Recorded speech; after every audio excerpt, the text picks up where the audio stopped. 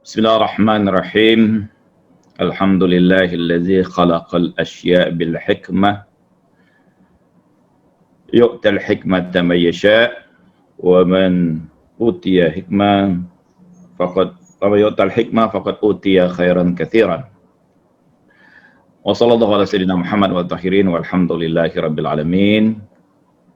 Terima kasih teman-teman yang sudah hadir pada saat ini. Kita menyelenggarakan diskusi, dan diskusi kita sebenarnya tidak kita bawa santai saja. Ini sebagai satu diskusi selama pandemi ini dengan mengkaji studi atau melakukan studi filsafat Islam khususnya. Dan ini sebenarnya berangkat dari kesediaan teman-teman dosen di Sekolah Tinggi Filsafat Islam Sadra untuk mengisi, dan mungkin saja temanya tidak terlalu berurutan nanti, tetapi paling tidak kita mendapatkan pengetahuan dan barangkali berkembang menjadi diskusi-diskusi lanjutan. Ini adalah kesediaan dari teman-teman dosen-dosen untuk mensodakohkan ilmunya kepada kita semua. Dan hari ini saya akan berbicara sedikit tentang tema pluralitas yang berasal dari ketunggalan, atau ketunggalan tak melahirkan pluralitas. Ini satu tema yang bagi para pengkaji filsafat Islam mungkin sudah cukup akrab ya. Dan saya lihat ini teman-teman yang hadir pada sore hari ini umumnya adalah para penggiat atau penstudi filsafat ya, khususnya juga filsafat Islam. Bahkan sebagian saya dari membaca nama-namanya cukup akrab ya, sudah cukup mengenal dan sudah sering banyak berinteraksi. Jadi bahkan banyak alumni kita juga sepertinya sudah kangen juga dengan kampusnya yang mungkin sudah sekian lama ditinggalkan, dan hari ini mungkin melalui daring kita berjumpa kembali. Mudah-mudahan kita semua dalam keadaan sehat walafiat semua. Nah, kita mungkin memanfaatkan waktu ini, nanti mungkin bisa kita diskusikan sekiranya waktunya memadai. Dan ada beberapa yang saya lihat senior kita semua juga di sini ya, ada Pak Ronda dan sebagainya. Nah, di antara salah satu problem di dalam pemikiran filsafat itu bagaimana kemudian membuktikan bahwa beragam kepluralan yang terjadi di alam semesta ini, dan kita menyaksikan bahwa di alam semesta ini beragam hal dengan kualitas maupun kemudian level yang berbeda satu dengan yang lain, yang begitu banyak, bahkan mungkin kita sulit untuk, atau akal tidak akan pernah bisa kemudian membatasi kepluralan yang ada di alam semesta ini. Saya berikan contoh sederhana bahwa kalau kita membayangkan alam raya ini saja dalam tingkat materi, ada tingkatan materi ini, mungkin kita hidup sederhananya, kita hidup di bumi kita ini, di sini saja kita mendapatkan kepluralan, ada perbedaan manusia, binatang, hewan, tumbuh-tumbuhan, materi, dengan keragaman materi yang ada juga. Tetapi bahwa kita sadari juga tempat kita tinggal hidup ini hanyalah satu bagian debu dari alam raya ini. Dia merupakan satu planet dari satu galaksi ya, dari satu tata surya, dan ada berapa tata surya dalam satu galaksi Bima Sakti kita, dan ada mungkin ratusan bahkan miliaran galaksi. Akal sampai sekarang tidak bisa membatasi apa batasan dari alam raya material ini. Sebagian filosof mengatakan bahwa dia terbatas dalam ketidakterbatasan dan tidak terbatas dalam keterbatasannya. Sebagai sebuah gambaran bahwa dia pada saat yang sama dia merupakan manifestasi Tuhan yang tidak terbatas dalam ketidakterbatasannya, tapi pada saat yang sama dia bukanlah Tuhan karena keterbatasannya. Dan ini menggambarkan kepada kita bahwa ada banyak pluralan yang luar biasa ini. Itu baru pada satu level di alam semesta kita, ya, alam semesta material. Kalau kita naik lagi misalnya pada alam nafs misalnya, atau alam akal, maka di situ terjadi kepluralan yang juga luar biasa. Belum lagi pada level alam semesta misalnya. Kalau kita menggunakan teori Al-Farabi tentang akal 10, maka ada 10 tingkatan setelah wajibul wujud, menghadirkan kemudian makhluknya atau akal pertama kemudian menghasilkan akal kedua. Akal yang dimaksud di sini adalah lokus, ya. Itu bukan akal dalam pemaknaan dia sebagai kemampuan berpikir, nah, atau daya berpikir. Jadi karena itu bahwa dia melahirkan yang 10 sampai 10, kemudian dia menghasilkan kemudian nafs menghasilkan kemudian beragam bentuk-bentuk material, dari surah menghasilkan mada dan seterusnya. Sehingga banyak pembicaraan tentu pada tingkat itu, pada tingkat teknis yang lebih dalam, ya, misalnya antara bagaimana hayulatul ula atau materi pertama misalnya menghasilkan kemudian form dan surah. Tapi saya tidak akan masuk pada hal-hal yang sangat teknis seperti itu. Itu cukuplah kemudian kita kaji secara spesifik di kelas-kelas khusus di Sadra. Tetapi dalam diskusi kita, saya hanya ingin membatasi kemudian bagaimana kemudian hal yang plural ini dapat muncul dari Tuhan yang tunggal sebagai sebab utama, sebagai prima causa, sebagai sebab yang merupakan sebab dari segala sebab, yang pada pembuktian oleh para filosof bahwa segala sebab itu dia dalam ketunggalan yang mutlak. Kenapa dalam ketunggalan yang mutlak? Karena tidak mungkin padanya itu ada kepluralan. Karena kalau ada kepluralan pada dirinya, berarti dirinya dalam keterbatasan. Ketika dalam keterbatasan pada dirinya, maka dia bukan zat yang mutlak. Ketika dia mutlak, dia berarti tidak ada keterbatasan pada dirinya. Dalam pembahasan seringkali diistilahkan, misalnya alam atau batobai dalam Bidayah, dalam Nihaya menyebutkan bahwa huwa wajibun fi jami'in jihatihi. Dia wajib dalam keseluruhan dimensi dirinya. La mahiyatalaha atau la mahiyatulahu. Tidak ada mahiyah, tidak ada kuiditas padanya dalam kemutlakannya. Jadi wajibul wujud sebagai yang kita kadang sebut sebagai sebab utama Tuhan, dia tidak memiliki batasan apapun. Karena ketika dia memiliki batasan, maka dia terbatas. Ketika dia terbatas, tentu dia tidak sempurna dan tidak mutlak. Ya. Dia pasti masih pada tingkat imkan, pada tingkat wujudul mungkin. Kalau dia sampai pada tingkat wajibul wujud, maka dia tidak ada bias, tidak ada kemudian apapun, dia wujud murni. Basitul haqiqah kulli asya. Bahwa dia adalah sesuatu yang paling hakiki, yang paling sederhana. Sederhana dalam pengertian bahwa dia betul-betul murni, tidak ada batasan yang membatasi dirinya. Gitu ya. Jadi kesempurnaan mutlak pada dirinya ketika tidak ada batasan itu.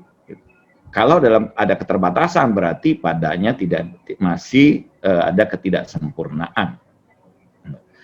Jadi dia adalah wujud murni. Jadi kalau dalam wujud murni, wujud yang paling murni atau wujud itu sendiri, maka tidak ada selain dari dirinya. Mahiyatuhu la mahiyatuh. Laisa lahul mahiyah. Kuitasnya atau konsepsi tentangnya adalah ketiadaan konsepsi itu sendiri. Tidak ada ketiadaan kuiditas itu sendiri dan tidak ada kuiditas pada dirinya. Jadi wajibul wujud atau Tuhan dalam ketunggalan mutlaknya dia dalam kemurnian. Jadi kalau sesuatu kita sebut murni berarti dia tidak terkomposisi. Ketika masih ada komposisi berarti dia tidak murni. Jadi madu itu kita sebut sebagai madu murni ketika tidak ada komposisi gula. Gitu. Jadi ketika sudah terkomposisi dengan gula, kita sebut itu bukan lagi madu murni, sudah campuran. Nah, dalam kemutlakan yang mutlak, kesempurnaan yang paling sempurna, kemurnian yang paling murni dalam basitul haqiqah kulli asya, dia dalam konteks kebasitannya, kesederhanaan kemurniannya, tidak ada komposisi apapun, tidak ada kepluralan apapun padanya. Karena itulah dia disebut sebagai zat mutlak, zat yang sempurna. Nah, problem terjadi di sini, yaitu yang di kalangan para filosof, bagaimana mungkin kemudian zat yang sempurna, yang mutlak ini, yang dia tidak ada apapun padanya, baik itu taksimul akli, taksimul madi, taksimul mantiki, pembagian baik secara material, secara logika maupun secara akal rasional, tidak ada apapun kemudian yang bisa dibagi pada dirinya dalam ketunggalannya yang mutlak itu bisa menghasilkan pluralitas ini. Ini menjadi persoalan, ini menjadi problem. Gitu. Sederhana mungkin orang akan berkata bahwa ya dia maha kuasa, kun fayakun aja, betul. Tetapi ini perlu bukti ya, perlu pembuktian, perlu argumentasi gitu. Bagaimana yang plural ini dapat muncul dari yang tunggal secara mutlak. Nah, pembahasan ini sebenarnya jauh sebelum Islam. Jadi kalau kita baca misalnya ada kitab Usulujiyah. Usulujiyah itu dinisbahkan kepada Aristoteles ya, Aristoteles. Jadi ini kitab Usulujiyah itu adalah kitab yang membahas tentang persoalan ini. Persoalan tentang bagaimana yang keberagaman ini, kepluralan ini dapat muncul dari ketunggalan yang mutlak seperti itu. Kitab Usulujiyah itu dinisbahkan atau sebagian besar kemudian menisbahkannya kepada Aristo.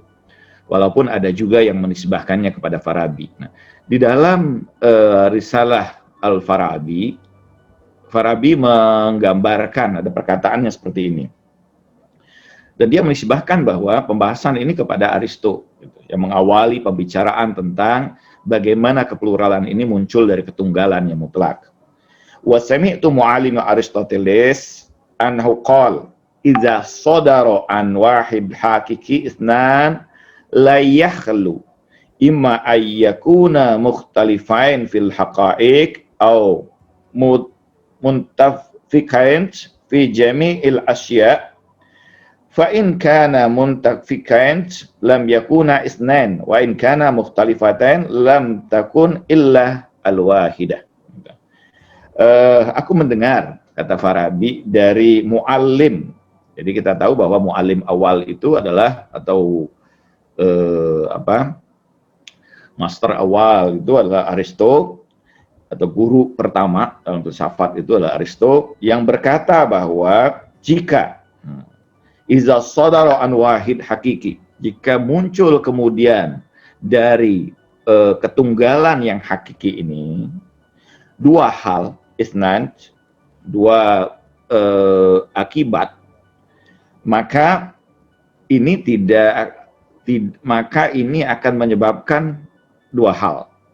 Jadi kata Farabi bahwa aku mendengar dari Aristoteles yang sebagai mu'alim yang menggambarkan seperti ini, bahwa sekiranya yang tunggal hakiki itu, yang mutlak itu menghasilkan dua hal pada saat bersamaan, ya, menghasilkan dua hal yang berbeda. Jadi kalau kita sebut dua hal, isnain, itu berarti bahwa dia ada perbedaan di antara keduanya. Karena itu bisa disebut sebagai apa? Dua atau plural. Tidak ada pluralan itu kan ada keterbatasan-keterbatasan yang membedakan satu dengan yang lain. Oke. Maka dia tidak akan terlepas dari perbedaan atau kontradiksi yang ada di dalam ketunggalan itu. Kenapa? Sederhananya seperti ini. Jika kemudian ada dua hal yang muncul, yang dihasilkan, ada kepluralan lah ya, yang mungkin kita sederhanakan ini, para Aristo menyederhanakannya menjadi dua hal supaya mudah kita pahami. Ini muncul dua hal. Ketika disebutkan dua hal atau dua akibat, maka pasti ini berbeda antara satu dengan yang lain. Kalau kita gambarkan akibat pertama ini A, dan kita gambarkan akibat kedua itu adalah B, kita akan berkata A bukanlah B, dan B bukanlah A. Oke? Kedua-duanya berbeda. Tetapi ini dihasilkan dari satu sebab yang sama. Gitu. Maka terjadi ikhtilaf di sini. Terjadi pertentangan, terjadi kontradiksi, bahwa bagaimana mungkin kemudian yang tunggal murni mutlak menghasilkan dua hal yang berbeda. Kenapa? Karena sebab itu, antara akibat dan sebab itu ada keterikatan. Berarti sebab A ini ada unsurnya. Jadi kalau kita kemudian dalam hukum kausalitas, unsur yang ada pada akibat pasti ada pada sebabnya. Karena bagaimana mungkin kemudian sebab itu menghasilkan akibat kalau kemudian pada dirinya tidak ada unsur akibat itu. Dalam kaidah logika, ada kaidah pada logika itu bahwa dikatakan faqidus syai' la yu'ti syai'. Sesuatu yang tidak memiliki sesuatu tidak akan bisa memberikan sesuatu. Jadi sesuatu yang tidak memiliki sesuatu, dia tidak akan bisa memberikan sesuatu. Jadi kalau tidak ada unsur A pada sebab itu, bagaimana dia bisa menghasilkan A? Kalau ini juga kemudian merupakan sebab yang sama bagi B, berarti pada kemutlakan itu ada unsur B-nya pada dirinya. Maka pada sebab pertama yang menghasilkan A dan B itu, pada dirinya ada perbedaan, ada ikhtilaf. Ada dua hal yang berbeda, ada dua unsur yang berbeda. Kalau demikian, ini bertentangan dengan kemutlakannya. Dan ini menjadi satu hal yang tidak bisa diterima. Jadi dia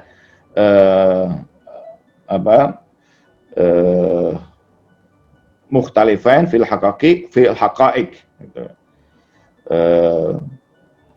Pada saat yang sama lam takun ilatun wahidah. Karena itu bahwa tidak mungkin kemudian kata Aristo dari Farabi ini bersumber dari sebab yang tunggal kalau dia ada dua hal. Nah, inilah yang kemudian menjadi pembahasan para filosof ya. Terutama kemudian para filosof Yunani, baik kemudian pada filosof juga. Kalau kita baca pada Nietzsche misalnya, kita temukan. Jadi di filsafat Kristen klasik, pembahasan ini juga muncul. Bukan hanya dalam filsafat Islam ya. Jadi kalau misalnya kita buka kitab Nietzsche misalnya, di situ Plotinus membicarakan persoalan yang sama juga. Jadi ada persoalan tentang bagaimana kemudian yang tunggal itu melahirkan kepluralan tersebut.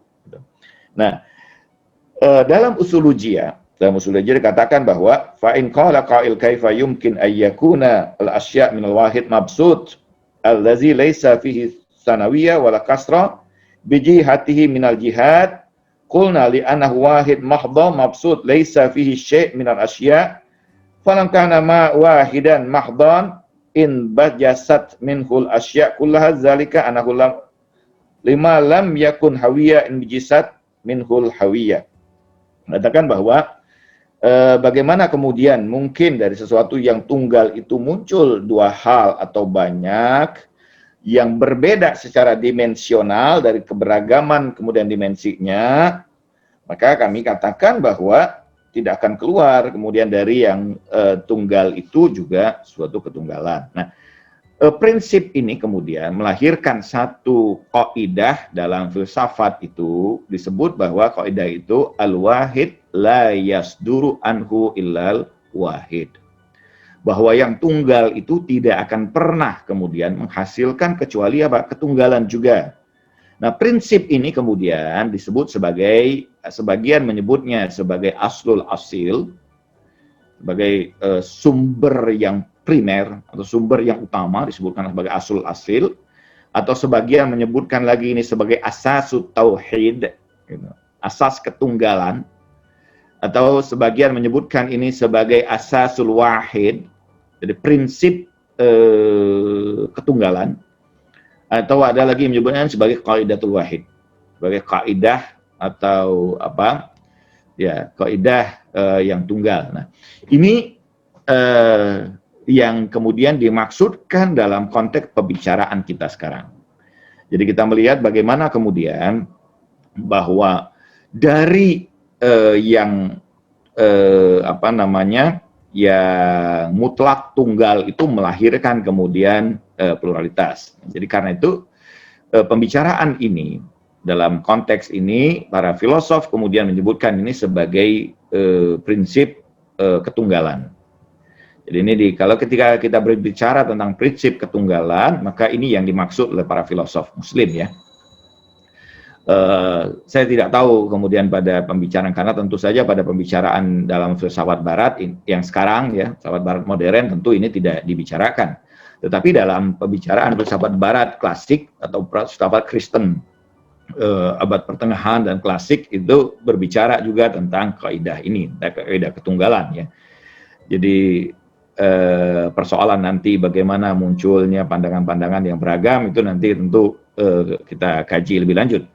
Tetapi bahwa ini yang menjadi pembicaraan dasar kita. Pembicaraan dasar kita bahwa tidak mungkin gitu dalam kaidah ini, tidak bahwa kaidah ini mengatakan al-wahid la yasduru anhu illal wahid. Bahwa yang tunggal itu, yang tunggal dalam konteks ini tunggal kemutlakan ya.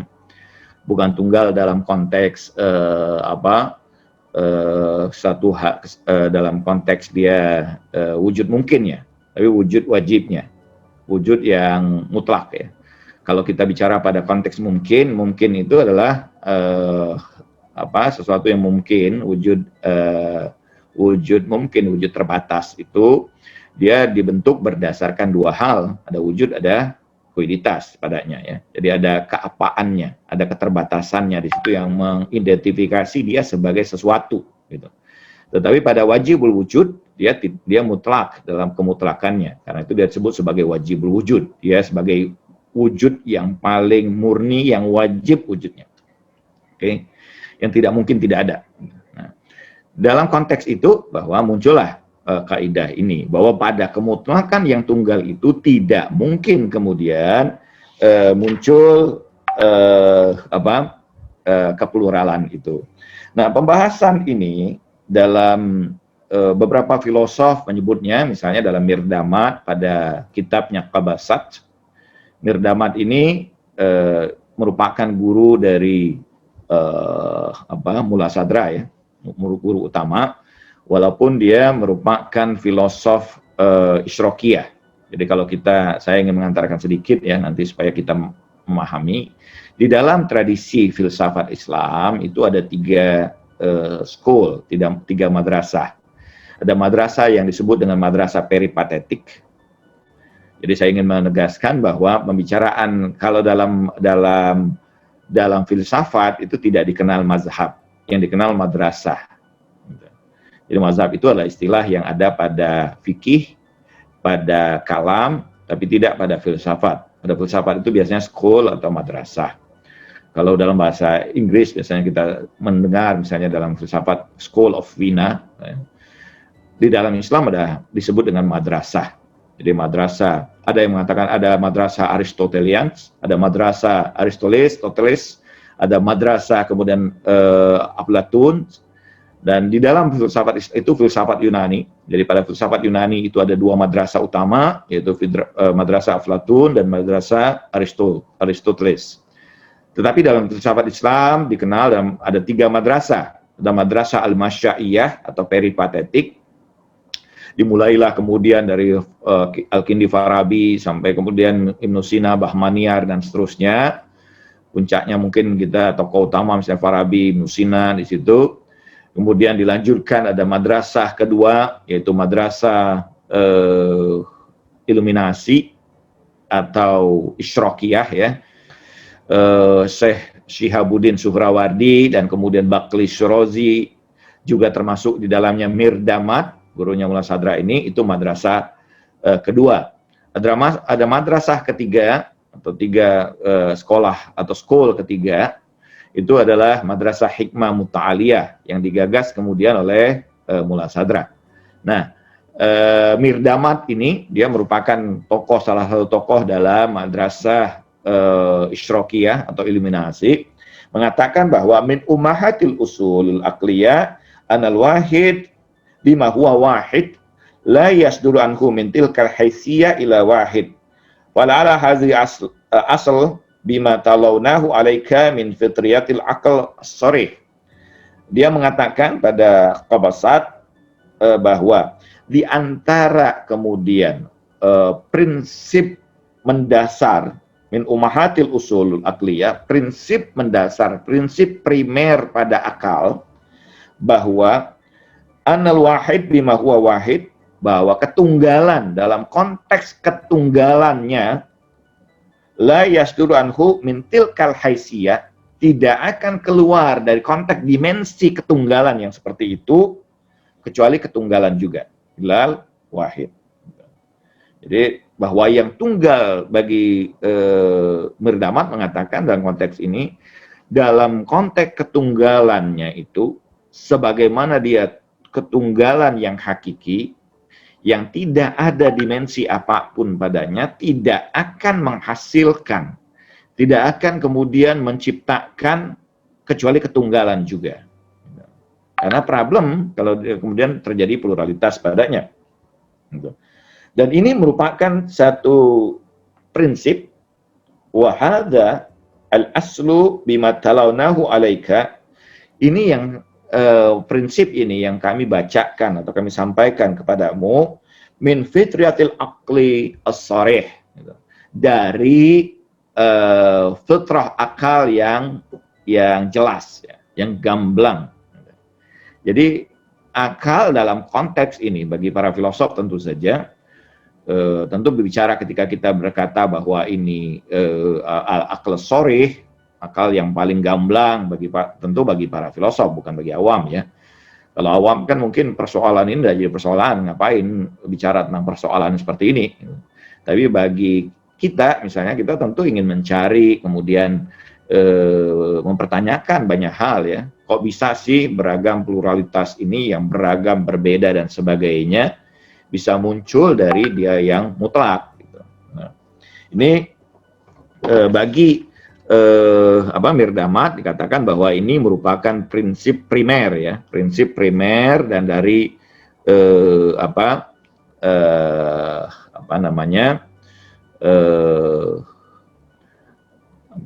dari intelek yang tercerahkan ya, atau min fitriyatil aql as-sarih. Jadi dari akal yang sangat gamblang, sangat jelas. Nah, banyak sekali kemudian karya-karya yang berbicara tentang konteks ini. Ada misalnya Jalaluddin Astiani atau Mahdi Astiani, itu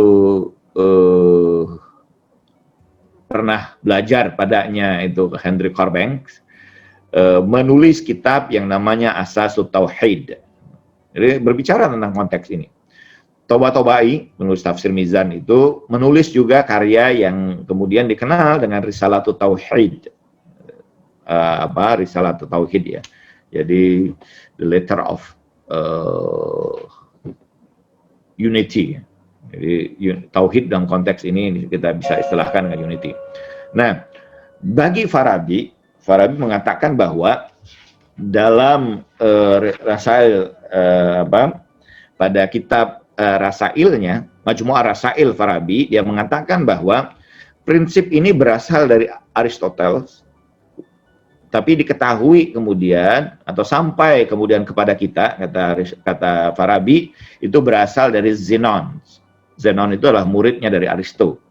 Dan ini juga yang kemudian kita dapati, kata Farabi, dalam wajadtu fi usulujiyah. Jadi dalam kitab usulujiyah itu kita dapati bahwa ini apa yang disampaikan dari muallim awal ini itu disampaikan melalui Zenon. Jadi Zenon itu merupakan murid utama dari Aristo ya. Jadi dari Aristo kemudian dia mungkin juga begini. Dulu kalau kita lihat misalnya para pemikir-pemikir dulu, filosof-filosof dahulu itu karya-karya mereka sendiri kadang tidak menulis karya, tapi pemikiran-pemikiran mereka, apa yang mereka sampaikan itu ditulis oleh para muridnya. Itulah yang kemudian sampai kepada kita. Jadi karena itu misalnya salah satu kitab Ibn Arabi, misalnya saya tahu Fususul Hikam, itu banyak sekali versi ya. Jadi walaupun mungkin tidak banyak perbedaan-perbedaan yang ada, tapi versi daripada Fususul Hikam dalam makhtutatnya itu, dalam naskah yang ditulis tangan itu banyak. Jadi kita tidak menemukan kemudian Fususul Hikam, misalnya karya Ibn Arabi itu yang ditulis langsung oleh Ibn Arabi sendiri. Tetapi yang kita dapati karya-karya makhtutat, karya-karya tulisan tangan, naskah tulisan tangan tentang Fususul Hikamnya Ibn Arabi itu berasal dari para muridnya. Berbeda dengan Futuhatul Makkiyah. Kalau Futuhatul Makkiyah itu tulisan langsung dari Ibn Arabi. Tapi kalau Fususul Hikam itu didapat dari murid-muridnya. Dan banyak sekali. Jadi ada banyak versi ya. Jadi mungkin juga muridnya mendengar itu kan banyak sehingga mereka mencatat apa yang disampaikan oleh gurunya. Dan itu yang kemudian sampai kemudian pada kita dan ya, tentu saja itu dinisbahkan kepada gurunya. Misalnya kita dapatkan contoh lagi tafsir Ibn Arabi. Ya. Tafsir Ibn Arabi itu kemudian diyakini 2 jilid itu sebenarnya bukan dari Ibn Arabi, tapi dari Abdul Razak Al-Kashani, muridnya Abdul Razak Al-Kashani yang kemudian menulis tafsir dengan judul Tafsir Ibn Arabi. Dan itu kenapa dinisbahkan kemudian kepada Ibn Arabi? Karena Ibn Arabi gurunya. Umumnya murid-murid pada masa itu jarang menyebutkan kemudian namanya pada tulisannya itu, tapi dia menisbahkan itu kepada guru-gurunya. Jadi tidak jarang kemudian yang sampai kepada kita itu berasal dari murid-murid daripada ini ya. Jadi usulujiyah itu sendiri dalam penelitian, misalnya kitab usulujiyah ini ada yang memang menisbahkannya kepada Aristo, ada yang kepada Zenon, ada yang bahkan menisbahkannya kepada Farabi.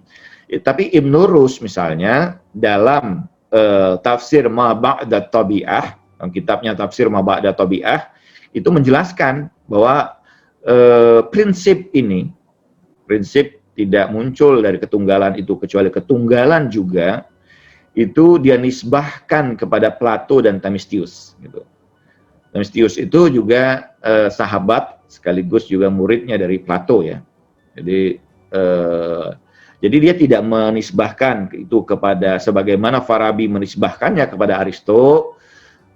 Ibn Rus menisbahkan bahwa prinsip ini berasal dari Plato. Jadi sebelum Aristo kan tentu Plato. Jadi ini berasal kemudian dari Plato bagi Ibn Arabi, bagi Ibn Rus. Kalau kita baca pada kitabnya Ibn Rus tafsir Ma Ba'da Tabi'ah, tafsir metafisik ya. Bukan tafsir Al-Qur'an maksudnya di situ, tapi bagaimana penjelasan dari Ibn Rus tentang metafisika. Jadi tapi kitabnya itu dikasih judul Tafsir Ma Ba'da Tabi'ah. Bahkan Ma Ba'da ya di atas daripada tabiat ya, metafisik maksudnya. Jadi nah Ini ini sumber daripada prinsip ini bagi Ibnu Rus itu dinisbahkan kepada kepada Plato. Dan secara sederhana saya ingin mengulangi sedikit tentang penjelasan ini, bahwa Tuhan sebagai zat yang basit, ya, zat yang tidak terkomposisi padanya, tidak ada unsur lain yang membentuk dirinya kecuali hanya dirinya saja. Dan karena dia sebagai zat yang sederhana, tidak terkomposisi dengan unsur-unsur apapun, gitu. Jadi tidak mungkin bahwa dia akan menghasilkan sekaligus melahirkan satu zat lain, ya, atau unsur lain, atau menghasilkan kemudian ciptaan yang plural padanya, kan? Nah, jika hal tersebut diterima, jika kemudian pluralitas ini tiba-tiba muncul dari wujud yang mutlak ini akan menyebabkan bersatunya unsur-unsur yang bertentangan pada wujud yang pertama, pada wajibul wujud, dan ini jelas tidak mungkin. Karenanya kemunculan wujud pertama dari zat yang satu tidak mungkin lebih dari satu juga, yang kemudian yang paling dekat dalam kesempurnaannya, kemutlakannya. Yang membedakannya bahwa wajibul wujud sebagai sumber utama, sebagai sebab yang pertama, sementara yang kedua yang dihasilkannya itu walaupun kemudian dia dalam ketunggalan juga, dalam kemutlakan juga, tapi kemutlakannya terbatas, dan dia merupakan sebagai akibat. Jadi akibat tentu saja lebih ad'af min illah, ya. Al-ma'lul ad'af min al-illah. Jadi akibat itu pasti lebih lemah daripada sebabnya. Jadi sebab pasti lebih sempurna daripada akibat. Atau sebagian filosof mengatakan bahwa kesempurnaan akibat itu ada pada sebabnya. Okay.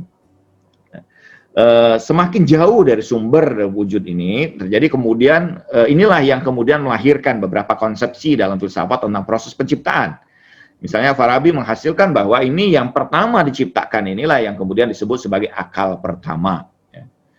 Nah, ini karena dia mutlak juga, hampir sebagai yang kedua, dia bisa menghasilkan akal kedua, sehingga muncullah kemudian akal sampai dengan akal 10, gitu kan. Jadi teori emanasi yang dikembangkan oleh Farabi itu bersumber dari dasar ini. Jadi kenapa kemudian kita muncul kemudian akal 10, bahwa ini kenapa 10 itu nanti pembicaraannya ini, ya. Sebagian mungkin menisbahkan itu karena dulu misalnya unsur planet yang dipahami oleh para filosof pada masa itu ada 10 unsur planet itu. Jadi kenapa kemudian dia cuma 10 saja, tidak 11, tidak 12 misalnya, atau kurang dari 10, tetapi bahwa unsur planet-planet yang dipahami pada masa itu bilangannya ada 10, sehingga dia menghasilkan kemudian tingkatan-tingkatan ada 10 itu.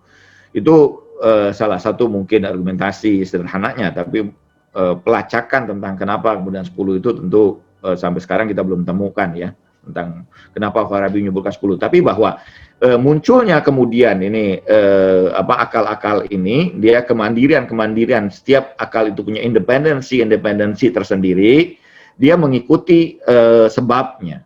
Jadi karena itu bahwa dari tingkat ini, pluralitas ini, ketunggalan sampai pada tingkat yang paling lemah. Karena lemah inilah kemudian dia menghasilkan tidak mampu lagi menghasilkan ketunggalan yang solid, dia menghasilkan kemudian hal-hal yang sifatnya plural. Gitu. Jadi karena itu bahwa pluralitas itu tidak langsung dari ketunggalan ini, dia muncul setelah tahapan-tahapan yang panjang. Jadi kalau kita melihat sesuatu itu sifatnya plural, pasti dia merupakan level wujud yang paling jauh dari dari wajibul wujud itu, gitu ya. Jadi semakin banyak kepluralannya, semakin terbatas. Semakin terbatas menunjukkan bahwa realitas wujud pada dirinya semakin lemah. Nah, tetapi bahwa ini berbeda nanti kalau kita temukan kemudian pada madrasah hikmah, yang madrasah muta'aliyah atau madrasah dari Mula Sadra. Perbedaan itu kalau pada ini misalnya pada Masyaiyah, pada peripatetik, madrasah peripatetik itu masih memandang ada apa namanya level-level wujud yang seperti itu. Sementara misalnya Mula Sadra menggambarkan bahwa ini sebagai sesuatu yang tunggal ya. Karena itu misalnya ada teori tashkik al-wujud yang sudah pernah mengkaji filsafat Islam mungkin akrab dengan istilah ini. Gradualitas wujud, bahwa dia seperti cahaya itu tunggal, tapi pada saat yang sama dia memiliki pluralitas pada dirinya sendiri, berdasarkan tingkat intensitasnya. Jadi cahaya itu ketika kemudian memancar, cahaya itu tunggal, tapi yang membedakan bahwa intensitasnya, ada cahaya yang sangat terang, ada yang kemudian temaram, ada yang remang-remang, semuanya cahaya gitu. Tetapi bahwa pada tingkat cahaya yang terang benderang dia sangat solid. Gitu. Nah, tapi kemudian karena dia sudah semakin jauh, maka menimbulkan cahaya yang sudah mulai bias, intensitasnya mulai rendah. Ya. Dan kalau sudah mulai rendah, maka di situ muncullah kemudian beragam pluralitas, beragam keterbatasan. Gitu. Nah, Mula Sadra mengatakan bahwa hazil usul mumahidah lati qad marra zikruhuma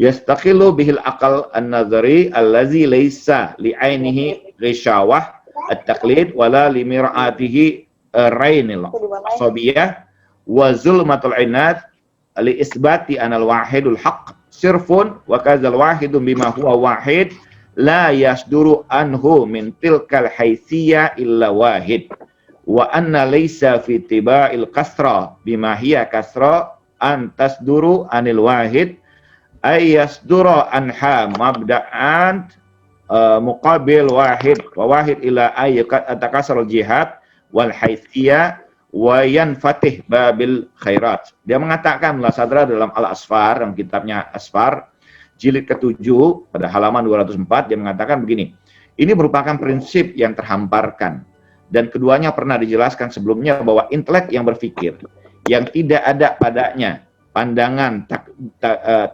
tabir taklid dan tidak pula pada cerminnya terdapat noda fanatisme dan kegelapan pertentangan untuk menetapkan bahwa satunya Tuhan atau ketunggalan Tuhan adalah murni. Demikian pula yang satu sebagaimana dia satu tidaklah keluar dari yang satu dengan spesifikasinya, dengan haisiatnya tersebut kecuali satu saja, gitu. Kecuali satu juga. Dan tidak pula bentuk plural sebagaimana dia plural kecuali keluar dari yang satu. Jadi yang pluralitas tidak mungkin keluar dari yang tunggal tersebut. Sehingga keluar darinya dua sumber yang bertentangan dengan satu dan menjadi satu. Jadi bagaimana kemudian dia menjadi dua pluralitas bersumber dari sesuatu yang satu, pada saat yang sama dia plural, pada saat yang sama dia tunggal. Ini satu hal yang mustahil, gitu kan. Min haitsu jiha, gitu kan, dari konteks dimensionalnya dia tidak mungkin kemudian plural pada saat yang sama dia tunggal, atau dia tunggal pada saat yang sama dia plural. Selanjutnya sisi yang spesifikasi menjadi plural, maka terbukalah gerbang kebaikan. Jadi Mula Sadra menggambarkan bahwa kecuali Anda mengalami fanatisme, gitu. Fanatisme dalam konteks ini bahwa sebagian mutakalimin seperti Al-Ghazali nantinya menolak gagasan ini, menolak teori ini. Kenapa? Karena Al-Ghazali bertumpu pada kemahakuasaan Tuhan. Karena Tuhan Maha Kuasa, dia bisa berlaku dengan cara apapun, gitu kan. Tapi pandangan Al-Ghazali ini dan juga kemudian beberapa pengikut Al-Ghazali yang mendasarkan kemudian, atau para teolog yang mendasarkan diri pada pandangan kemahakuasaan, dikritik kemudian oleh para filosof seperti Mula Sadra yang menyatakan bahwa, bahkan Ibn Rus juga mengkritik Al-Ghazali, menyatakan bahwa Tuhan Maha Kuasa terhadap sesuatu yang mungkin, gitu. Tetapi sesuatu yang tidak mungkin itu dalam konteks dia Adam, maka mustahil. Jadi sesuatu yang mungkin itu dia punya qobiliyah, punya potensialitas untuk wujud, gitu kan? Sesuatu yang mungkin pada ini. Dan bahwa dalam alam semesta ini ada hukum kausalitas, itu tidak bisa dibantah. Gitu. Oleh karena itu bahwa para filosof kemudian membuktikan adanya hukum kausalitas, ada iliyah itu. Nah, dalam hukum iliyah ini, misalnya para filosof ini yang membedakan kemudian antara para filosof dan teolog yang murni teolog ya. Jadi teolog juga ada yang filosof kemudian. Kita tahu misalnya seperti Razi misalnya dan sebagainya, itu kan teolog yang filosof. Jadi beberapa teolog itu menolak konteks ini, bahwa ini Tuhan Maha Kuasa, dia bisa melakukan apapun, gitu kan. Para filosof menolak ini. Kenapa menolak? Karena Tuhan melakukan apapun pada sesuatu yang mungkin wujudnya, bukan pada sesuatu yang mustahilun wujud. Karena itu Al-Tobai dalam Bidayatul Hikmah, misalnya dalam Nihayatul Hikmah, dari awal membagi konsepsi wujud ini. Ada wujud niscaya, wajibul wujud, ada yang mungkinul wujud, ada yang mustahilun wujud. Gitu. Nah, sesuatu yang mustahil ini ya mustahil. Gitu. Yang tidak ada itu tidak ada. Gitu. Dan pada ketiadaan yang hakiki itu tidak ada qobiliyah, tidak ada potensialitas. Kalau tidak ada potensialitas itu la syai' dia, bukan sesuatu apapun. Dan tidak mungkin menjadi sesuatu gitu kan. Karena padanya tidak ada potensialitas itu untuk mengada. Sesuatu yang punya, nah dalam konteks ini ketika Tuhan, misalnya ayat yang kadang digunakan oleh para teolog kan mengatakan innallaha ala kulli syai'in qadir, bahwa Allah berkuasa atas segala sesuatu. Para filosof menjawab ini, sesuatu itu ketika disebut sesuatu karena dia sesuatu itu adalah qobiliyatul wujud. Gitu. Baru dia bisa disebut sebagai apa? Sesuatu. Gitu. Tapi kalau dia la syai' di situ, dia adam, dia ketiadaan, itulah syai' itu, bukan sesuatu. Gitu. Oke. Nah, ini karena itulah bahwa pembicaraan ini bertumpu dari pandangan filosof dalam konteks ini. Nah, perbedaan utama antara Mula Sadra, Dasar Hikmah itu dengan para filosof sebelumnya, baik itu dengan Ibnu Sina, dengan Farabi, dengan kemudian Mirdamat misalnya, bahwa Mula Sadra mendasarkan diri pada prinsip kesatuan wujud atau ketunggalan wujud ya.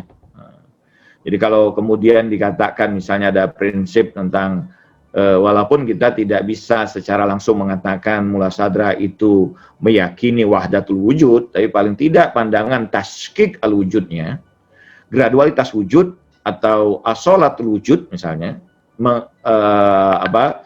keotentisitas wujud ya. Jadi kalau istilah-istilahnya agak sulit, mungkin yang belum terlalu akrab ya dengan istilah ini, mungkin saya mungkin kita sederhanakan bahwa wujud yang mutlak, yang murni itu dia tunggal, tidak mungkin padanya ada pluralan. Nah, dan ini semua merupakan bagi Mula Sadra ini semua merupakan tunggalan. Jadi pada gradualitas wujud yang membedakan kemudian wujud yang satu dengan wujud yang lain itu bukan wujud itu, gitu kan? Tapi intensitasnya saja. Jadi cahaya itu adalah cahaya, walaupun kemudian ada yang remang-remang, ada yang temaram, ada yang terang benderang, tetap dia cahaya, gitu. Bahwa perbedaannya pada tingkat pada intensitasnya. Nah, sedangkan Farabi, misalnya Ibnu Sina, meyakini tentang konteks intelek-intelek. Jadi ada independensi pada akibat-akibat yang muncul itu, sehingga ada level-level wujud yang independen.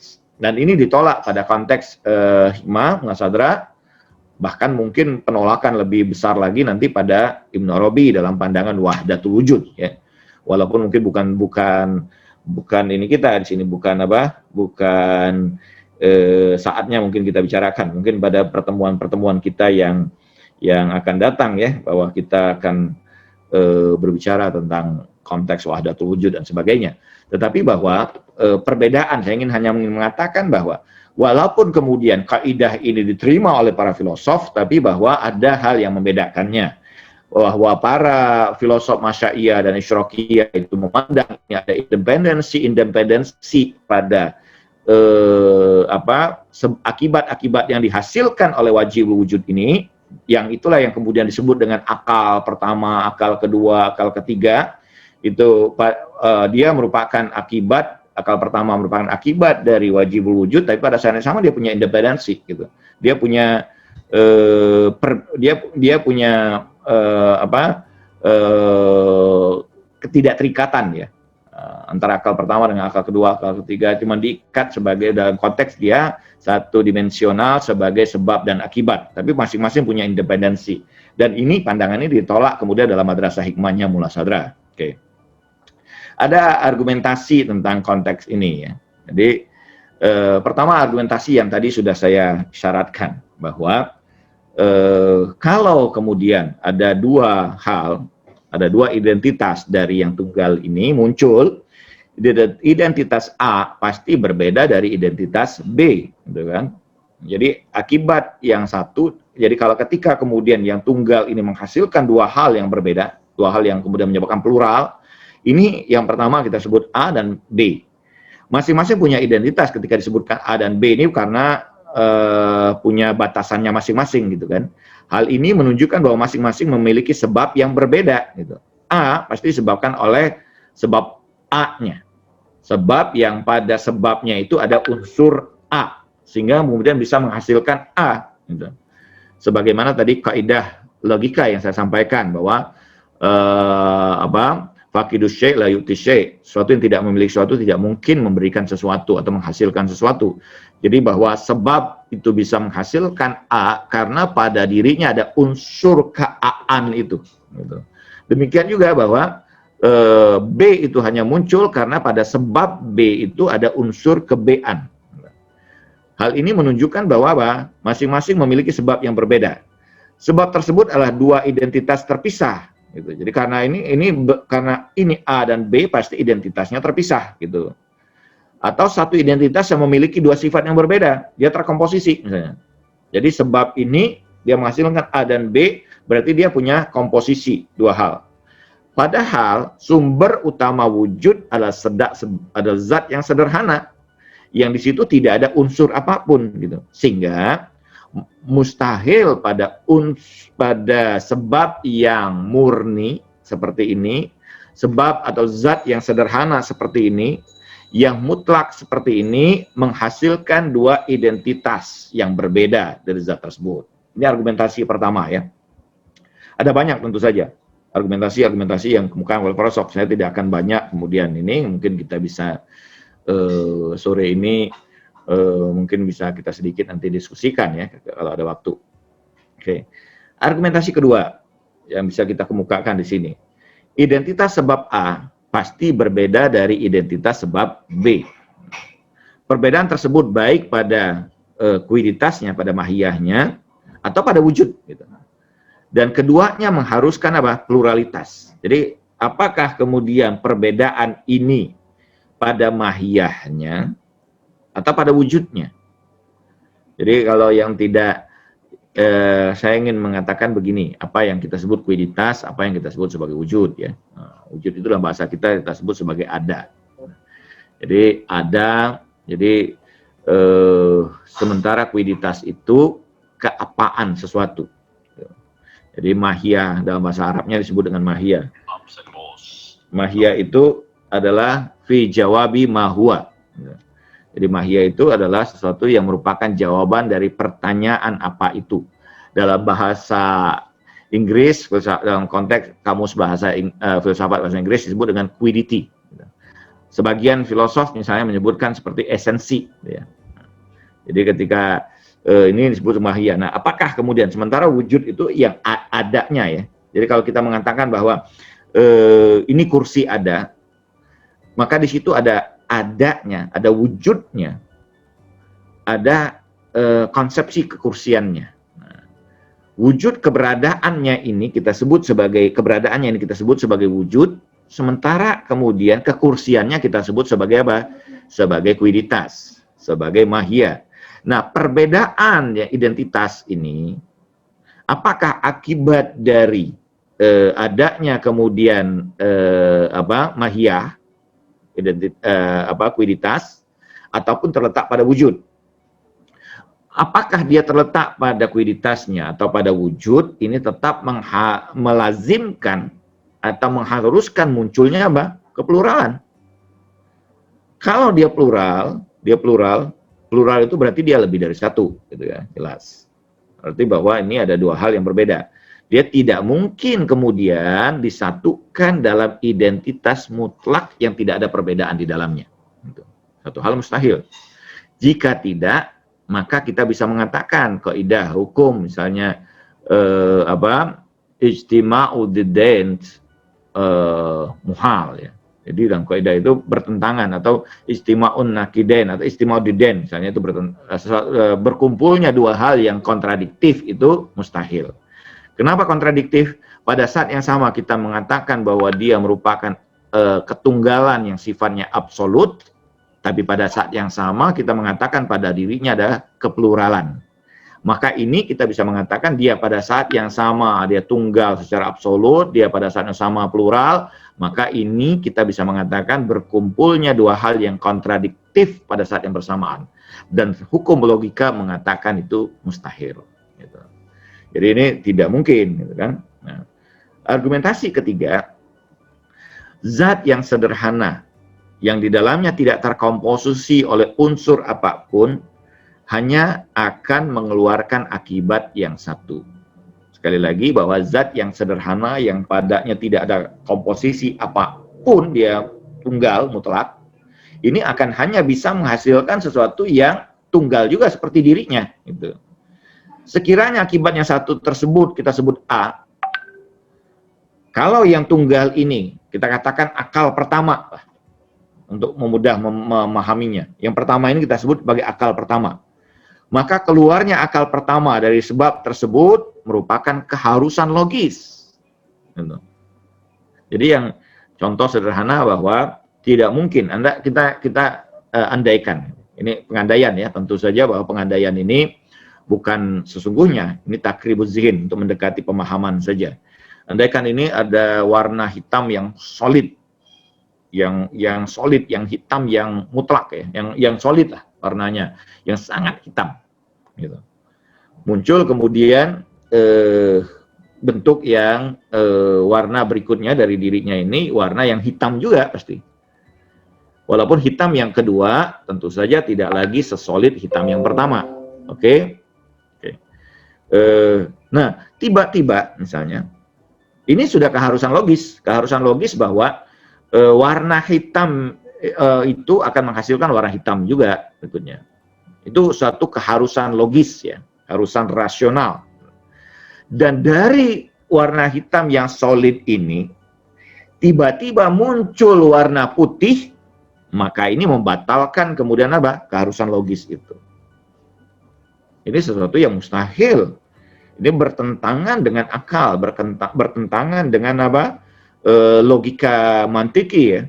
Logika mantik ya. Bahwa tidak mungkin dari mana nih kemudian unsur kedua ini yang putih ini muncul gitu kan. Ini keharusan logis, keharusan mantiki, akli atau rasional menyatakan bahwa warna yang mungkin muncul dari warna hitam yang solid ini adalah warna hitam juga. Nah, kalau tiba-tiba dari warna hitam ini muncul warna yang lain, warna merah, warna putih misalnya ekstrimnya, maka ini akan membatalkan keharusan logis ini. Dan itu satu hal yang kemudian bertentangan dengan apa? Prinsip logika. Dan kalau sudah bertentangan dengan prinsip logika, maka seluruh bangunan logis itu bisa hancur. Dan itu satu hal yang mustahil. Jadi kalau kemudian dikatakan oleh Al-Ghazali bahwa Al-Ghazali mengatakan ini dan itu kan hak kuasa Tuhan gitu, hak prerogatif Tuhan. Hak prerogatif Tuhan itu tentu ada logikanya, gitu kan? Tuhan sendiri yang menciptakan logika itu gitu, untuk bisa dipahami. Kalau demikian maka ta'tilul uqul, seluruh hukum akan kemudian akan menjadi berantakan ya. Seluruh hukum jadi tidak bisa bermakna apapun gitu. Maka Anda bisa saja mengatakan bahwa tikus itu bisa dihasilkan dari gajah kalau keharusan logis itu kemudian dihilangkan. Gajah itu bisa dilahirkan dari semut, gitu kan? Semut bisa kemudian dilahirkan dari jerapah, gitu kan? Jerapah bisa dihasilkan dari burung elang. Dan demikianlah kekacauan hukum yang terjadi. Dan itu satu hal yang mustahil. Baik itu khilafun waqi' para filosof mengatakan bertolakan dengan apa yang ada secara realitas maupun khilafun mantik, khilaf dari bertentangan dengan logika. Nah, karena itu ada banyak lagi sebenarnya, ada banyak lagi kemudian argumentasi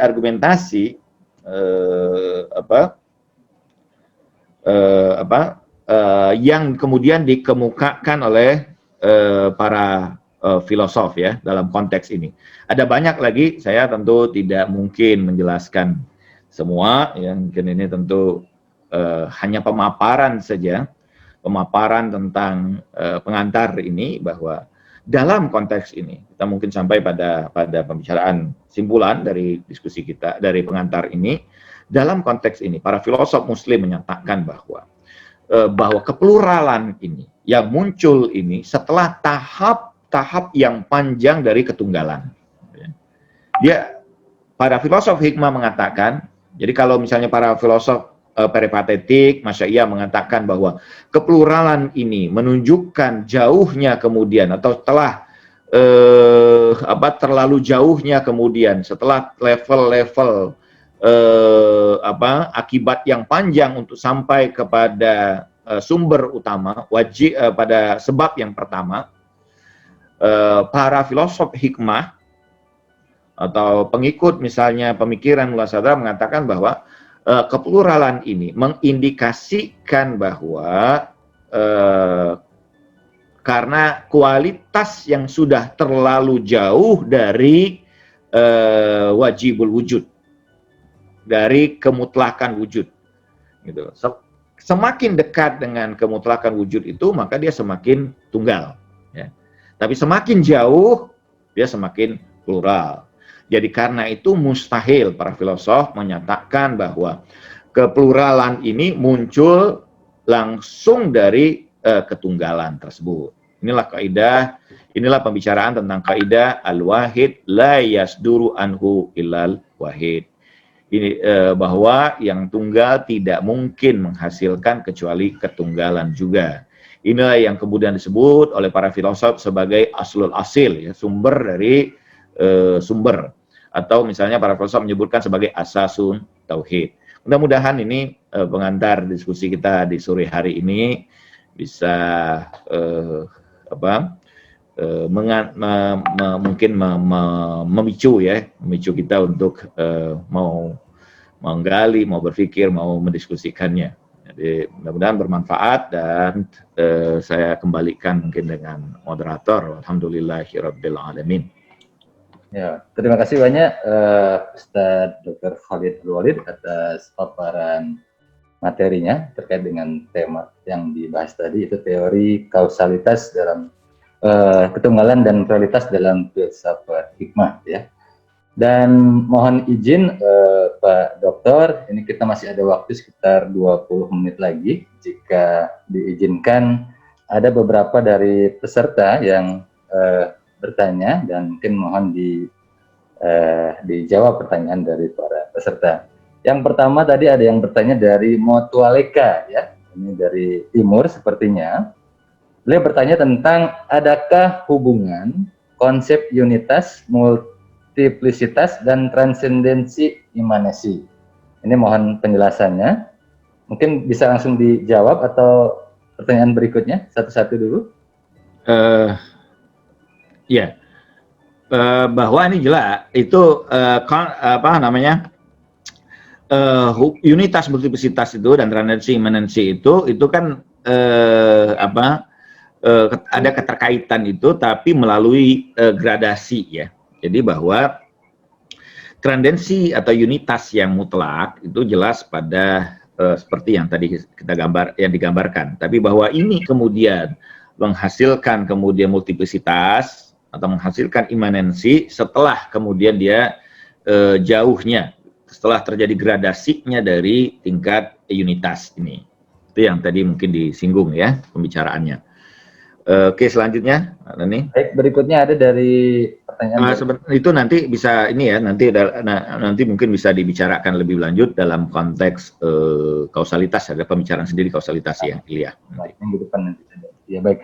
Berikutnya saya dari Pak Gamal Amal, ya. Ini ada pertanyaan. Beliau bertanya tentang bagaimana jika Tuhan tidak hanya memiliki satu sifat saja. Misalkan jika dia memiliki 99 sifat yang melekat pada dirinya. Yes. Apakah ketika Tuhan memiliki sifat 99 dia menjadi terbatas? Mohon penjelasan. Oke. Bahkan perlu kita ketahui ya, kalau kita bahas lebih jauh, Tuhan itu bukan hanya 99, itu 99 itu dari satu hadis ya. Tapi kalau Anda mau menggali kemudian Al-Qur'an, ada banyak lagi sifat-sifat Tuhan itu. Sehingga para memikir teolog ya, mukalam, apakah memperdebatkan kemudian sifat Tuhan ini, apakah sifat Tuhan itu tauqifi atau segala sesuatu yang memberikan isyarah kesempurnaan itu merupakan bagian dari sifat Tuhan. Nah, pembicaraan kemudian kita mengatakan, kita terima bahwa sifat Tuhan itu 99. Apakah itu menjadi batasan? Pertama, bahwa pembicaraan sifat ini sendiri. Apakah sifat ini adalah sesuatu yang berbeda dari zat itu? Dia merupakan kemudian sebagai kuiditas atau esensi yang menempel pada diri Tuhan? Ini mustahil. Gitu. Terus bagaimana sifat itu? Sifat itu adalah zat itu sendiri. Gitu. Zat itu sendiri, gitu. Bukan sesuatu yang berbeda. Jadi kalau kita memahami kemudian misalnya bahwa dari dimensi itu kemudian kita menangkap karena efek yang dihasilkan itu muncul kemudian dalam keterbatasan keragaman dan sebagainya, sehingga kita gambarkan dia dengan kita sebut itu sebagai atribut ya. Padahal itu pada hakikatnya ketunggalan. Jadi kalau kita melihat sifat itu pada hakikatnya adalah ketunggalan itu sendiri. Gitu. Bahwa efek yang dimunculkan itu mungkin menimbulkan keragaman ya. Itu kan karena keterbatasan dalam daya yang menampungnya. Jadi saya berikan gambaran begini. Air laut itu satu gitu. Tapi ketika kemudian air laut itu diambil dari tempat-tempat, muncullah keragaman di situ kan. Nah, jadi ada air laut yang mungkin dalam akuarium, ada air laut yang dalam gelas, ada air laut ini, sehingga menimbulkan kemudian keragaman ininya. Tapi pada dirinya itu dia adalah ketunggalan. Jadi sehingga sebagian para teolog yang filosof ya, ini teolog yang para filsuf mengatakan bahwa as-sifat ainuz zat atau az-zat ainuz sifat.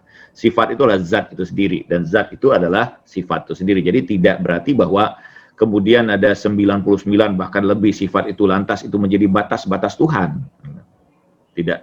Atribut itu bukan pembatas ya. Dia bukan sesuatu yang sifatnya kuiditas, dia wujud itu sendiri ya.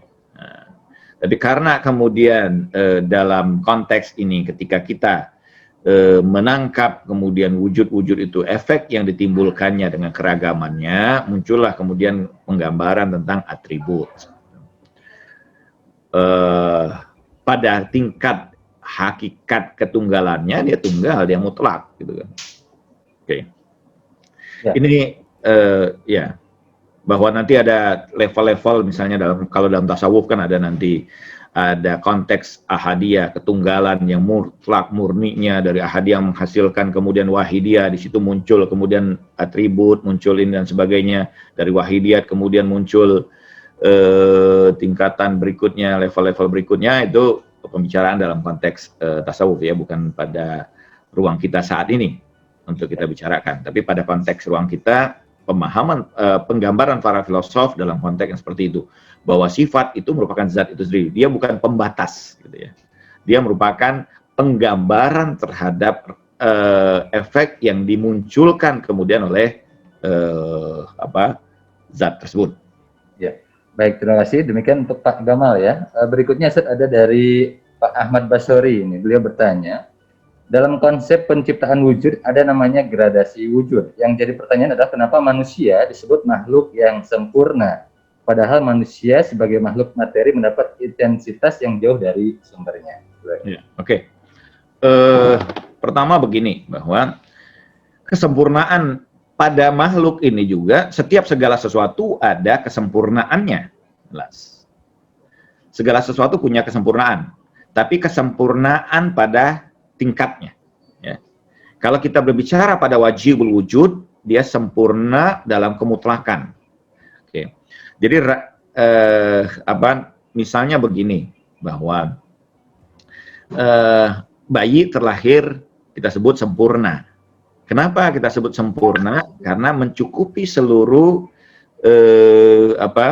elemen yang ada pada dirinya itu. Kakinya, matanya, ininya, telinganya, dan sebagainya kita sebut sebagai sempurna. Tapi sempurna pada tingkat keterbatasannya. Oke. Jadi kemudian kita mengatakan bahwa rambut itu tumbuh sempurna. Kenapa? Karena dia tumbuh, gitu kan. Ketika tumbuh rambut itu sempurna pada tingkatnya. Nah, sempurna itu apa? Sempurna itu ketika potensialitas itu teraktual. Jadi ketika satu potensi itu teraktual, kita menyebutnya sempurna. Tetapi ketika seluruh potensialitas itu teraktualitas, maka disitulah kesempurnaan yang mutlak. Jadi pada setiap segala sesuatu ada kesempurnaannya masing-masing, termasuk manusia. Jadi manusia ada kesempurnaannya. Manusia ini punya potensialitas yang beragam, yang luar biasa. Ketika seluruh potensialitas pada diri manusia ini teraktualitas, maka dia menjadi manusia yang sempurna. Baik pada tingkatan materinya, fisiknya. Jadi ketika ini kita sebut nanti fisiknya ini dia sempurna karena dia mencukupi seluruh bagian fisiknya, maupun pada potensialitas jiwanya, akalnya, kemampuan berpikirnya, seluruhnya ada sebagai potensialitas pada dirinya. Jadi ketika seluruh potensialitas itu teraktualitas, maka manusia ini disebut sebagai apa? Manusia yang sempurna. Oke. Jadi bunga mawar itu dia punya kesempurnaannya. Kapan? Ketika dia kemudian menghasilkan bunga mawar yang merekah rupanya dan sebagainya. Dia mencapai kesempurnaannya. Jadi segala sesuatu ada kesempurnaannya masing-masing. Tapi kesempurnaan pada manusia tetap dalam keterbatasannya karena dia sebagai apa? Sebagai mungkin wujud, sebagai makhluk ya. Jadi walaupun dia sempurna dalam konteks dia sebagai manusia. Sebagai dalam konteks manusianya. Oke. Ya, baik, terima kasih. Berikutnya, saya ada pertanyaan dari Wawan Kardianto. Sekiranya akibat sudah jauh dari temporalitas, jadi benarkah secara logika yang wajibul wujud tidak mengetahui yang detail? Nah, ini mungkin bisa dijelaskan, Ustaz. Ya. Nah ini yang menjadi kemudian problem pada masyaiyah, gitu ya. Karena ini masing-masing punya independensi dalam level-level, maka level yang pertama, akibat yang pertama tidak punya kemudian kemampuan untuk melakukan intervensi pada level yang setelahnya. Gitu. Itu yang menjadi kemudian pembahasan pada teori filsafat madrasah peripatetik. Tetapi karena misalnya pada madrasah hikmah tidak ada dia terkoneksi gitu ya, terkoneksi seperti cahaya tadi, dia tidak pernah terputus sedikit pun, sehingga kadang-kadang digunakan misalnya begini, misalnya seringkali misalnya kita dapati dalam filsafat hikmah itu dia mengutip ayat Al-Qur'an begini, ya ayuhannas antumul fuqara ilallah. Jadi wahai manusia kamu itu fakir ya, fakir pada Tuhanmu, fakir dalam konteks wujudi, dalam konteks eksistensialis, dalam konteks eksistensi. Dalam konteks eksistensi bahwa ini dia seperti cahaya yang muncul yang selalu terus-menerus kemudian dialiri oleh energi ya, oleh listrik ya. Jadi dia seterusnya kemudian dalam keadaan fakir, dalam konteks dia tidak pernah terputus koneksinya. Sekali saja terputus hilang dirinya. Jadi dia bisa hadir, dia bisa wujud, dia karena terus-menerus terkoneksi dengan sumber wujud ini gitu. Jadi cahaya lampu itu dia bisa menjadi cahaya lampu terus-menerus karena dia terkoneksi dengan listrik yang mengalirinya. Sekali saja kemudian, sesaat saja kemudian koneksi itu terputus, maka hilanglah cahaya pada dirinya ini. Nah, eksistensi yang ada ini, karena dia merupakan eksistensi yang dihasilkan oleh sumber eksistensi itu, dia tidak terputus eksistensinya ini. Itu dalam konteks madrasah hikmah. Sekali saja terputus, maka sirnalah. Ya, dalam Al-Quran ada ayat mengatakan bahwa apa? Istilah Al-Quran mengatakan bahwa kullu syai'in halikun illa wajhah. Segala sesuatu ketika di hadapan dirinya menjadi sirna, gitu kan, menjadi terputus ya. Jadi hilang kalau dia diputuskan dari ini. Tapi kalau dia, jadi karena itu ada kaidah mengatakan bahwa dia memerlukan pada wujud bukan ketika dia dihadirkan, tapi setelah hadir. Gitu. Jadi bukan ketika dia muncul seperti pembuat jam aja.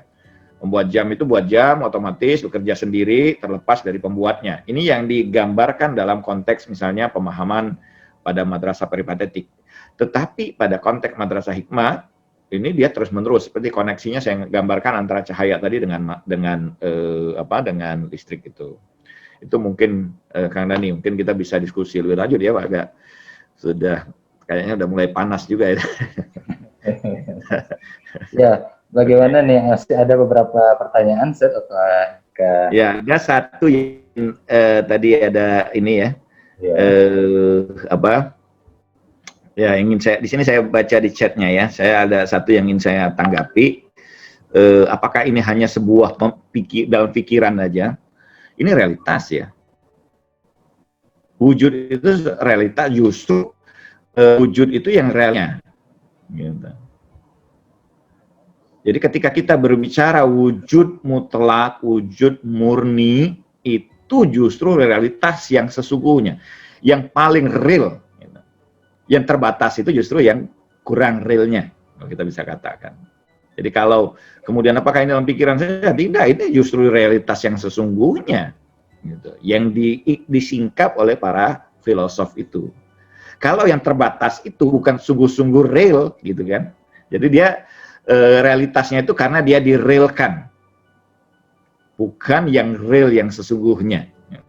Jadi ketika kita berbicara bahwa, nah kalau ini dikatakan idealis, karena dia tidak ada batasannya. Kalau pada konteks wujud, dalam konteks wujud mutlak, mustahil ada batasannya.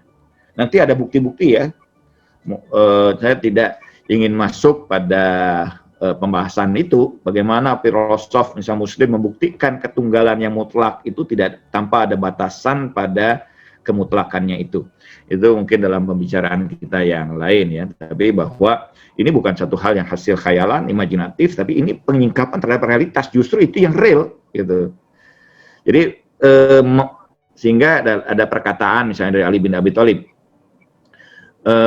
huwa ghaibun fi syiddati zuhurihi. Dia justru tenggelam, tersembunyi dalam keluar kebenerangannya. Gitu.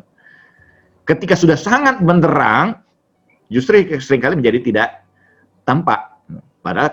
Padahal sesungguhnya realitasnya apa? Sangat benderang. Cahaya yang sekarang kita ini, itu sangat benderang. Karena sangat benderangnya, kemudian kita seakan-akan tidak melihat cahayanya. Gitu. Kapan cahaya yang kita lihat? Ketika kurang benderang dia.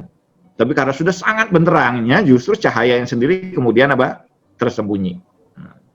Jadi, nah ini yang disingkap realitas yang sesungguhnya. Nah, orang awam justru melihat bahwa yang terbatasnya yang dilihat. Sementara para filosof, para arif justru yang melihat yang ketidakterbatasannya. Yang itu yang sesungguhnya. Jadi, orang awam hanya melihat seakan-akan yang real itu adalah yang terbatas. Para filosof menyatakan bahwa yang real, yang sesungguhnya justru itu kan. Jadi mungkin sampai di sini barangkali diskusi kita. Baik. Karena saya ya terima kasih. Ya baik, terima kasih banyak. Insya Allah kita nanti bisa diskusi lebih lanjut ya. Nanti bisa di pertanyaannya mungkin bisa ditampung juga. Nanti kita bisa buat dalam jawabannya. Yang mungkin kita bisa bagikan. Dan ini tadi ada permintaan juga, nanti insya Allah bisa kita sharing ya, ada tulisan yang tentang ini, bisa kita sharing nanti pada ini. Saya lewat Pak Dhani. Oke, Pak Dhani, terima kasih banyak atas ininya dan juga teman-teman semua yang sudah hadir dan ikut serta dalam kajian kita pada sore hari ini. Terima kasih. Assalamualaikum warahmatullahi wabarakatuh. Waalaikumsalam warahmatullahi wabarakatuh. Ya, terima kasih banyak kepada Ustaz Dr. Khalid Al-Walid ya atas paparan materinya, dan nanti bagi para peserta insya Allah bahan atau materi yang disampaikan beliau akan saya coba share ya nanti di grup, dan begitu juga nanti rekaman dari perkuliahan perdana kita hari ini ya akan saya share juga di grup ya. Jadi mohon maaf keterbatasan jumlah peserta hari ini hanya dibatasi 100 orang saja, insya Allah pada pertemuan minggu depan dengan pembicara Bapak Abdullah Bek ya yang akan membahas tentang teori kausalitas dalam filsafat Islam. Tentunya ini sebuah pembahasan yang cukup pelik juga dan menarik untuk kita simak bersama.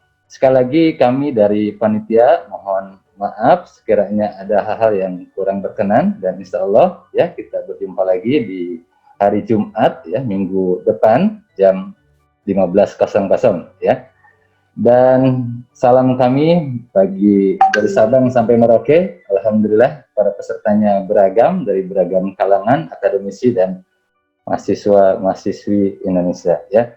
Sekali lagi terima kasih banyak dan mohon maaf ya. Dan insya Allah nanti kami akan nge-share form evaluasi untuk pertemuan hari ini, dan mohon diisi ya bagi para peserta.